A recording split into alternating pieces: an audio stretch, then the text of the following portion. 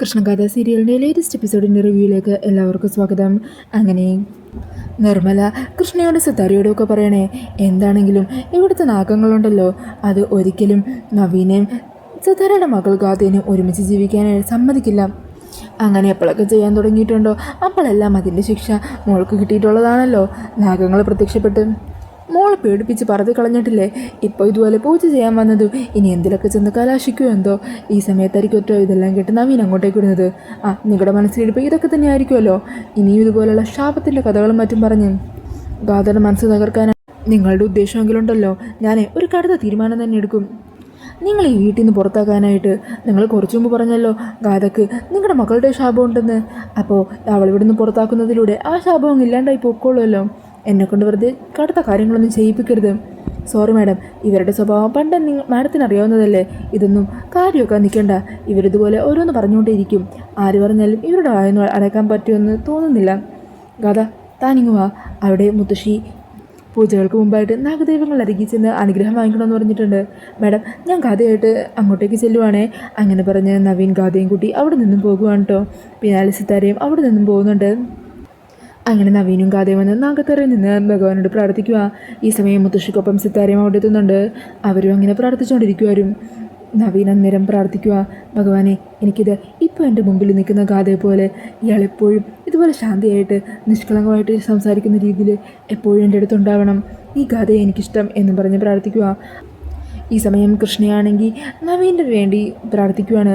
നവീൻ ജീവിതകാലം മുഴുവൻ ഒരു സങ്കടവും ഇല്ലാതെ ഇതുപോലെ സന്തോഷത്തോടെ നിൽക്കണം. സന്തോഷത്തോടു കൂടി നവീൻ ഇരിക്കുന്നത് കാണാനാണ് ഞാൻ ആഗ്രഹിക്കുന്നത്. അന്നേരം മുത്തശ്ശി പ്രാർത്ഥിക്കുക, ഭഗവാനെ, ഇപ്പം നവീൻ്റെ കൂടെയുള്ളത് കൃഷ്ണമോള. ഞങ്ങൾ ആഗ്രഹിച്ചതുപോലെ കൃഷ്ണ തന്നെയാണ് നവീൻ്റെ ഭാര്യയായിട്ട് ഇവിടെ വരേണ്ടതും അവൻ്റെ കൂടെ ജീവിക്കേണ്ടതും. അതിന് നീ തന്നെ അവസരം ഒരുക്കി കൊടുക്കണേ. കുട്ടികളുടെ ജീവിതത്തിൽ ഇനിയൊരു തടസ്സം ഉണ്ടാകല്ലേ. ഇന്ന് തന്നെ അതിനുള്ളൊരു സൂചന നാഗദൈവങ്ങളെ അവിടെ നിന്ന് കാണിച്ചു തരണേ എന്നൊക്കെ പറഞ്ഞ് അവർ മൂന്നുപേരും പ്രാർത്ഥിച്ചുകൊണ്ട് നിൽക്കുവാണ്. അങ്ങനെ പ്രാർത്ഥനയൊക്കെ കഴിയുമ്പോൾ മുത്തശ്ശി പറയണേ, അതെ, നിങ്ങൾ രണ്ടുപേരും തമ്മിൽ ദീർഘകാലം ജീവിക്കണമെന്ന മുത്തശ്ശിയുടെ ആഗ്രഹം. ആ ആഗ്രഹം നാഗദൈവങ്ങളെ അറിയിച്ചിട്ടുമുണ്ട്. ഇനി അതിൻ്റെ മറുപടി എന്താണെന്ന് നാഗദൈവങ്ങൾ തന്നെ സൂചന തരും. ഞാൻ പ്രാർത്ഥിച്ച പ്രാർത്ഥന നടക്കുമെന്ന് ദൈവങ്ങൾ തന്നെ കാണിച്ചു തരും. അങ്ങനെ പറഞ്ഞ് മുത്തശ്ശി വീണ്ടും കൈകൾ കൂപ്പി തൊഴുതുകൊണ്ട് നിൽക്കുവാണ്. എല്ലാവരും അങ്ങനെ പ്രാർത്ഥിച്ച് നിൽക്കുമായിരിക്കും കേട്ടോ. ഈ സമയത്ത് ആ നാഗത്തിരയിലെ നാഗം വന്ന് പ്രത്യക്ഷപ്പെടുവാണ്. നാഗത്തിനെ കാണുന്നതും മുത്തശ്ശിക്ക് സന്തോഷമാകുക. അത് കാണുന്നതും കൃഷ്ണക്കും നവീനും ഒക്കെ സന്തോഷമാകുവാണ് കേട്ടോ. ഈ കാഴ്ച കണ്ട് സിത്താരയാണെങ്കിൽ ഞെട്ടിപ്പോകുവാണ്. കൃഷ്ണനെയും നവീനെയും ആണല്ലോ നാഗദൈവങ്ങൾ അനുഗ്രഹിച്ചിരിക്കുന്നത്. അങ്ങനെ നാഗം അനുഗ്രഹം കൊടുത്ത് അവിടെ നിന്ന് എഴുന്നു പോകുന്നുണ്ട്. ഈ സമയം മുത്തശ്ശി പറയണേ, എൻ്റെ പ്രാർത്ഥന കേട്ടു. എൻ്റെ കുട്ടികളെ നാഗദൈവങ്ങൾ തന്നെ വന്ന് അനുഗ്രഹിച്ചില്ലേ മോളെ. ഇപ്പോൾ മോൾക്ക് സന്തോഷമില്ലേ? സന്തോഷമില്ലേന്നാ? നാഗദൈവങ്ങൾ ഓരോ തവണ അനുഗ്രഹിക്കുമ്പോഴും എനിക്ക് സന്തോഷം മാത്രമേ ഉള്ളൂ മുത്തശ്ശി. എല്ലാം നന്നായി തന്നെ നടക്കും. നിങ്ങൾ ജീവിതാവസാനം വരെ ഒന്നിച്ച് ജീവിക്കും. അതിൻ്റെ സൂചനയാണ് നാഗദൈവങ്ങൾ തന്നത്. എന്നാൽ നിങ്ങൾ അങ്ങോട്ടേക്ക് ചെന്നോ. പൂജകൾ തുടങ്ങാനായല്ലോ. എനിക്ക് സിത്താരയോട് കുറച്ച് സംസാരിക്കാനുണ്ട്. അതെന്താണ് ഞങ്ങൾ മാറ്റി നിർത്തി സംസാരിക്കാനുള്ളത് എന്ന് നവീൻ ചോദിക്കുക. അന്നേരം മുത്തശ്ശനെ, ഞങ്ങൾ മുതിർന്നവർക്ക് പലതും സംസാരിക്കാനുണ്ടാവും. നീ ഗാഥമോളെയും കൂട്ടി ചെല്ല്. അങ്ങനെ മുത്തശ്ശി പറഞ്ഞതനുസരിച്ച് നവീൻ ഗാഥയും കൂട്ടി അവിടെ നിന്നും പോകുവാണ്ടാവും. ഈ സമയം മുത്തശ്ശി പറയുന്നുണ്ട്, നവീനെയും അവൻ തലയിട്ടി പെണ്ണിനെയുമാ സർപ്പദൈവങ്ങൾ അനുഗ്രഹിച്ചത്. അവർക്ക് ജീവിതാവസാനം വരെ ഒന്നിച്ച് ജീവിക്കാം. അതിന് ഒരു തടസ്സവും ഇല്ല. ഒരു ശാപവും ഇനി അവരുടെ ജീവിതത്തിൽ തടസ്സവും എനിക്കില്ല. അന്നേരം അത് കേൾക്കുമ്പോൾ സിത്താര പറയണേ, എല്ലാം എൻ്റെ ഗാഥമോളുടെ ഭാഗ്യം. അന്നേരം മുത്തശ്ശി ചോദിക്കുന്നുണ്ട്, അതിനെ ഇപ്പം നവീൻ്റെ കൂടെ നിന്നത് ഗാഥയാണോ? അല്ലല്ലോ, അവൻ താലി കെട്ടിയ, അവൻ സ്നേഹിച്ച, മനസ്സ് കൊടുത്ത് ജീവിക്കാൻ ആഗ്രഹിച്ച കൃഷ്ണയല്ലേ? മുത്തശ്ശിയുടെ ആ ചോദ്യം കേൾക്കുന്നതും സിത്താര ഞെട്ടുവാം. സിത്താര ഞെട്ടുകയൊന്നും വേണ്ട. നന്ദനെ പോലെ ഈ കാര്യങ്ങളൊക്കെ എനിക്കും അറിയാം. ഇതെല്ലാം അറിഞ്ഞിട്ടും ഞങ്ങൾ എന്തുകൊണ്ടാണ് പുറത്ത് പറയാത്തതെന്നായിരിക്കും സിത്താര ആലോചിക്കുന്നത് അല്ലേ? കൃഷ്ണയുടെ ഒരു സമ്മതം കിട്ടാൻ വേണ്ടി മാത്രം ഞങ്ങൾ കാത്തിരിക്കുന്നത്. കൃഷ്ണമോൾ ഒരു സമ്മതം പറഞ്ഞു കഴിഞ്ഞാൽ അടുത്ത നിമിഷം തന്നെ ഈ വീട്ടിലുള്ള എല്ലാവരും ഈ സത്യം അറിയിക്കാൻ ഞങ്ങൾക്കൊരു മടിയില്ല.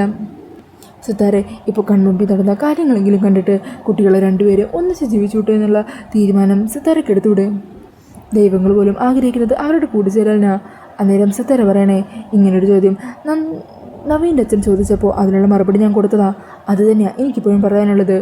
ഗാഥമോള കളരിക്കല മരുമകൾ, അതിലിനി ഒരു മാറ്റവും ഇല്ല. അങ്ങനെ പറഞ്ഞ് സിത്താര അവിടെ നിന്നും പോകുന്നുണ്ട്. പിന്നീട് കാണിക്കുന്നത് ഉദയൻ അവിടെ എന്തോ ഒരു പൊടിയിൽ വേറെന്തോ ഒരു പൊടിയും കൂടി ചേർത്ത് രണ്ടും കൂടി മിക്സ് ചെയ്തുകൊണ്ടിരിക്കുവാണ് കേട്ടോ. ഈ സമയം അതുകൊണ്ട് കീർത്തി അങ്ങോട്ടേക്ക് വന്ന് എന്താ അച്ഛാ ചെയ്യുന്നതെന്ന് ചോദിക്കുന്നുണ്ട്. അന്നേരം ഉദയനാണെങ്കിൽ ഒന്നും മിണ്ടാതെ വീണ്ടും അത് തന്നെ ചെയ്തുകൊണ്ടിരിക്കുക. ഈ സമയം നിർമ്മല അങ്ങോട്ടേക്ക് വരുന്നുണ്ട്. ഉദേട്ടാ എന്താ ഇത്? എടി നിന്റെ അച്ഛൻ എന്താ പറ്റിയത്? ഇങ്ങനെ എന്തായി കാണിക്കുന്നേ? ആർക്കറിയാം, അമ്മ തന്നെ ചോദിക്ക്. ഞാൻ ചോദിച്ചോട്ടൊന്നും പറഞ്ഞില്ല.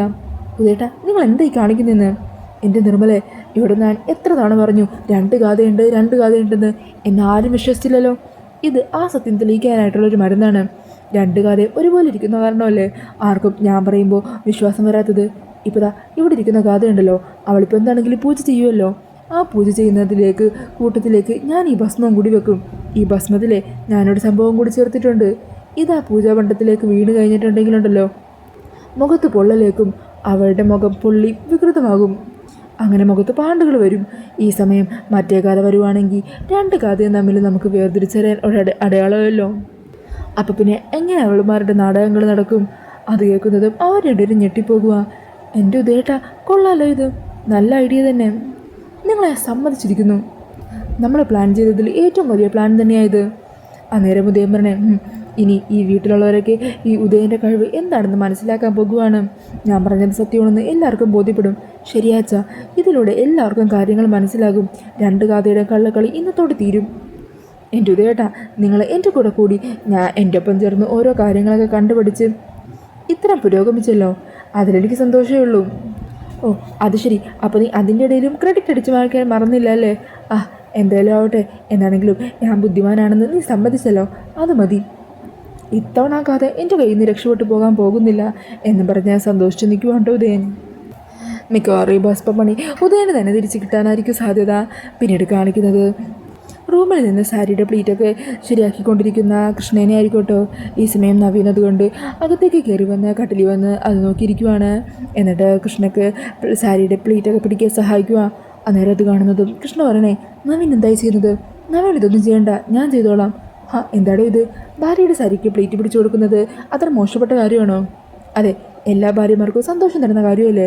ഭർത്താക്കന്മാരുടെ സ്നേഹം തോരുണ്ടെന്ന് ഭാര്യമാരെ പരീക്ഷിക്കുന്നത് ഇതുപോലുള്ള നിസ്സാര കാര്യങ്ങളിലൂടെയാണ്. കാണുമ്പോൾ ഇത് നിസ്സാരമാണെന്ന് തോന്നും, പക്ഷേ ഇതുമൂലം ഇങ്ങനത്തെ കൊച്ചു കൊച്ചു കാര്യങ്ങൾ ഭർത്താക്കന്മാർ ചെയ്തു കൊടുക്കുമ്പോൾ ഭാര്യമാർക്കുണ്ടാകുന്ന സന്തോഷമുണ്ടല്ലോ, അത് പറഞ്ഞറിയിക്കാൻ പറ്റാത്തതാ അല്ലേടോ? സത്യത്തിൽ ഇന്നത്തെ നമ്മുടെ ശാന്തി മുഹൂർത്തം കഴിഞ്ഞ് കഴിഞ്ഞാലുണ്ടല്ലോ, കുറച്ച് ദിവസത്തേക്ക് ഞാൻ തൻ്റെ കൂടെ തന്നെ ഉണ്ടാകും. ഭാര്യമാർക്ക് ഭർത്താക്കന്മാർ ഏത് നേരം അരികി വേണമെന്ന് ആഗ്രഹം ഉണ്ടാകുമല്ലോ. അയ്യോ അതൊന്നും വേണ്ട നവീൻ. തനിക്കെന്താ അങ്ങനെ ആഗ്രഹമൊന്നുമില്ലേ? പറ, തനിക്ക് ഞാൻ അരികി വേണമെന്ന് ആഗ്രഹമുണ്ടോ? ആഗ്രഹമുണ്ട്. പിന്നെന്താ, ഇപ്പോഴെങ്കിലും ഇത് തുറന്നു പറഞ്ഞല്ലോ. നമ്മുടെ കല്യാണം കഴിഞ്ഞിട്ട് കുറേ മാസങ്ങളായി. എത്രയോ മാസങ്ങളാണ് പൂജാവ്രതം എന്നൊക്കെ പറഞ്ഞ് നഷ്ടപ്പെട്ടത്. ഇനിയുള്ള ഓരോ നിമിഷവും നഷ്ടപ്പെടുത്താതെ തൻ്റെ കൂടെ തന്നെ ഇരിക്കാനാണ് ഞാൻ തീരുമാനിച്ചു വെച്ചിരിക്കുന്നത്. തന്നെ എനിക്കിങ്ങനെ സ്നേഹിച്ചുകൊണ്ടിരിക്കണം. തന്നെ സ്നേഹിക്കാൻ വേണ്ടിയിട്ട് ഇനിയുള്ള എൻ്റെ ജീവിതം മുഴുവനും. അങ്ങനെ നവീൻ്റെ വാക്കുകളൊക്കെ കേൾക്കുന്നതും നവീൻ്റെ ആ സ്നേഹത്തിന് മുമ്പിൽ പൊട്ടിക്കരയുവാണ്ടോ കൃഷ്ണ. അന്നേരം നവീൻ ചോദിക്കണേ, എന്തു പറ്റി? എന്തിനാ താനിങ്ങനെ കരയുന്നത്? നവീൻ്റെ ഈ സ്നേഹം കാണുമ്പോൾ ഇങ്ങനെ സ്നേഹിക്കുമ്പോൾ എങ്ങനെയാ കണ്ണുകൾ നിറയാതിരിക്കുന്നത്? അങ്ങനെയാണെങ്കിൽ ഇനി തനിക്ക് എല്ലാ ദിവസവും കരയാനേ നേരം ഉണ്ടാകൂ. ഞാൻ എൻ്റെ മരണം വരെ തന്നെ ഇങ്ങനെ സ്നേഹിച്ചുകൊണ്ടേയിരിക്കും. അങ്ങനെ നവീൻ്റെ സ്നേഹമൊക്കെ കണ്ട് മനസ്സ് നിറഞ്ഞ് ഒത്തിരി സന്തോഷത്തോടെ നിൽക്കുവാണ്ടോ കൃഷ്ണ. പിന്നീട് കാണിക്കുന്നത് പുഴയോരം വീടാണ്. അവിടെ ഗാഥയാണെങ്കിൽ തങ്കത്തിന് ഇങ്ങനെ വിളിച്ചുകൊണ്ടിരിക്കുവാണ്ടോ. അങ്ങനെ തങ്കം അങ്ങോട്ടേക്ക് എത്തുമോ? എന്താ കുറേ നേരമല്ലേ വിളിക്കുന്നത്? അതെ, എനിക്ക് ജ്യൂസ് കുടിക്കണം. ഞാൻ ഈ സമയത്ത് സാധാരണ ജ്യൂസ് കുടിക്കാറുണ്ട്. എനിക്കതുകൊണ്ട് എന്തെങ്കിലും ജ്യൂസ് കിട്ടിയേ പറ്റുള്ളൂ. നിങ്ങൾക്ക് ചിലപ്പോൾ ഇതൊക്കെ നിസ്സാര കാര്യമായി തോന്നും. നിങ്ങളിപ്പോഴാണല്ലോ ഇതുപോലുള്ള സ്വത്തും ആഡംബരമൊക്കെ കണ്ടത്. എനിക്ക് ജ്യൂസ് വേണമെന്ന് പറഞ്ഞാൽ വേണം. അതിനെന്തിനിങ്ങനെ ഒച്ച ഉണ്ടാക്കുന്നത്? ഞാൻ കൊണ്ടുവന്ന് തരാം. ഈ സമയം സത്യവതി അതുവഴി പോകുമ്പോൾ ഇവരുടെ ഈ സംസാരം ശ്രദ്ധിക്കുന്നുണ്ട്. അതെ, നല്ല വൃത്തിക്കും മെനക്കും വേണം ഉണ്ടാക്കാൻ. എനിക്കറിയാവുന്ന പോലെ എനിക്ക് ഉണ്ടാക്കാൻ പറ്റൂ. അങ്ങനെ പറഞ്ഞ് തങ്കം അവിടെ നിന്ന് പോകുവാണ്. അങ്ങനെ തങ്കം നേരെ അടുക്കളയിലേക്ക് പോയി ജ്യൂസ് ഉണ്ടാക്കുവാണ് കേട്ടോ. ഈ സമയം സത്യവതി വിചാരിക്കുക, ഇത് തന്നെയാണ് പറ്റിയ അവസരം. ഇവൾക്ക് വേണ്ടി ഉണ്ടാക്കുന്ന ഈ ജ്യൂസിൽ വിഷം കലക്കി കൊടുത്ത് തങ്കത്തിൻ്റെ കൈ കൊണ്ട് തന്നെ ഇവളെ കൊല്ലിക്കണം. അങ്ങനെ പറഞ്ഞ് സത്യവതി നേരെ റൂമിൽ പോയി വിഷത്തിൻ്റെ ബോക്സ് കൊടുത്തിട്ട് അടുക്കളയുടെ പുറത്ത് വന്ന് മറഞ്ഞു നോക്കിക്കൊണ്ട് നിൽക്കുവാണ്. ഈ സമയം അവിടെ തങ്കമാണെങ്കിൽ ജ്യൂസ് ഉണ്ടാക്കി കഴിഞ്ഞാൽ അത് ഗ്ലാസ്സിലേക്ക് ഒഴിക്കുന്നത് കാണുന്നതും അവളുടെ ഡൈനിങ് ടേബിളിലുള്ള ജാറുണ്ടല്ലോ അത് താഴത്തേക്ക് മറിച്ചിടുവാണ് കേട്ടോ സത്യവതി. അങ്ങനെ വെച്ചിട്ട് അങ്ങോട്ടേക്ക് വരുവാണ് തങ്കം. അങ്ങനെ ആ ഒരു സീനൊക്കെ കാണിച്ചുകൊണ്ടാണ് എപ്പിസോഡ് തീരുന്നത്. അപ്പോൾ ഈ ഒരു റിവ്യൂ ഇഷ്ടമായിട്ടുണ്ടെങ്കിൽ മറക്കാതെ വീഡിയോ ഒന്ന് ലൈക്ക് ചെയ്യണേ. ഇതുപോലുള്ള കൂടുതൽ റിവ്യൂസിനായിട്ട് ഈ ചാനലൊന്ന് സബ്സ്ക്രൈബ് ചെയ്തും കൂടി സപ്പോർട്ട് ചെയ്യണേ. താങ്ക്